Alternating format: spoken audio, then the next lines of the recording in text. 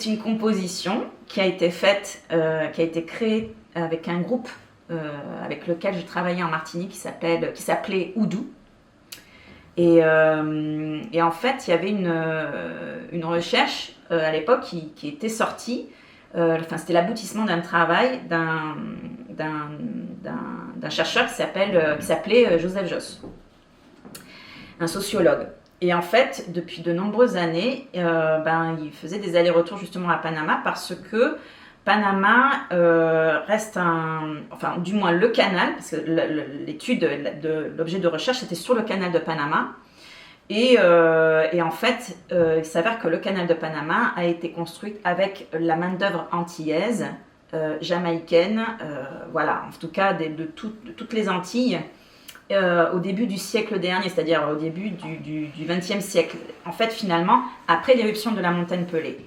Et en Martinique, ça s'est passé comme ça, c'est-à-dire qu'il y a eu un appel à une main-d'œuvre, qui sont partis, et donc il y a beaucoup de familles qui ont des origines au Panama, qui sont d'origine antillaise, à tel point que, il y a des chansons, une culture du créole, ils parlent créole, etc. C'est 2% de la population panaméenne qui est d'origine antillaise, etc. Donc en fait, il y a des familles forcément qui se sont brisées, mais aussi parce que ce qui était mis en lumière, c'est aussi les conditions de travail dans lesquelles ils étaient, puisque là on est vraiment...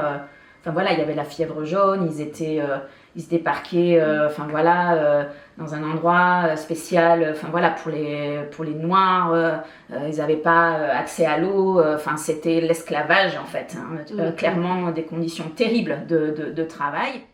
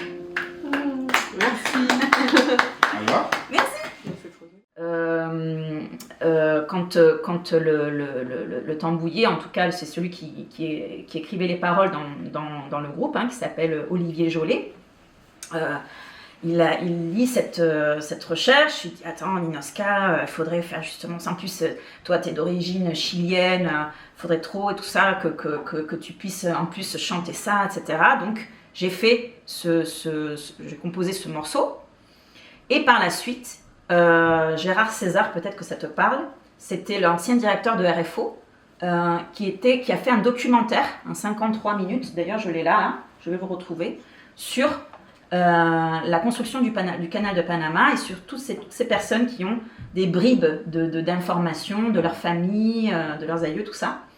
Et ils nous ont justement demandé ce morceau pour aussi illustrer de manière musicalement certains passages, en tout cas, du documentaire. Donc voilà pour l'histoire.